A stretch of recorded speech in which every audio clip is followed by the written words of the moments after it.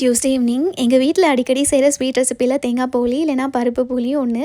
ஆனால் இது வரைக்கும் இதில் கேரட் ஸ்டஃப் பண்ணால் டேஸ்ட் எப்படி இருக்குன்னு சொல்லி யோசிச்சு கூட பார்த்ததே இல்லை.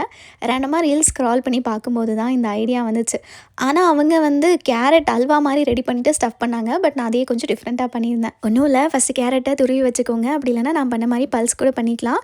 அடுத்ததாக முந்திரி, ஏலக்காய், பாதாம் அதையும் பவுடர் பண்ணி வச்சதுக்கப்புறமா பேனில் 2 டேபிள் ஸ்பூன் நெய் கூட கிரேட் பண்ண கேரட் ஆட் பண்ணிவிட்டு ராஸ்மெல் போனதும் 3/4 கப் வெல்லம், அரைச்ச நட்ஸ் பவுடர், 2 டேபிள் ஸ்பூன் தேங்காய் சேர்த்து ஒரு 3 to 4 மினிட்ஸ்க்கு குக் பண்ணிங்கன்னா நல்லா இந்த மாதிரி உருண்டை பிடிக்கிற கன்சிஸ்டன்சிக்கு வரும். இது ஆறுனதுக்கப்புறமா நீங்கள் எப்பயும் போல் முன்னாடியே மைதா மாவு இல்லைனா கோதுமை மாவு பிசைஞ்சு வச்சுக்கோங்க. நீங்கள் பிசைஞ்சு வச்சுருக்கிற மாவு நல்லா இந்த மாதிரி ஸ்ட்ரெச்சியாக இருந்துச்சு அப்படின்னா நீங்கள் தட்டும்போது அது பிஞ்சு போகாது, சூப்பராக வரும். இப்போ எப்பயும் போல் நீங்கள் ஸ்டஃப் பண்ணிவிட்டு நல்லா மெலிசாக தட்டி மீடியம் ஃப்ளேமில் வச்சு 2 சைடும் நெய் ஊற்றி சுட்டு எடுத்திங்கன்னா டேஸ்டியான கேரட் போலி ரெடி.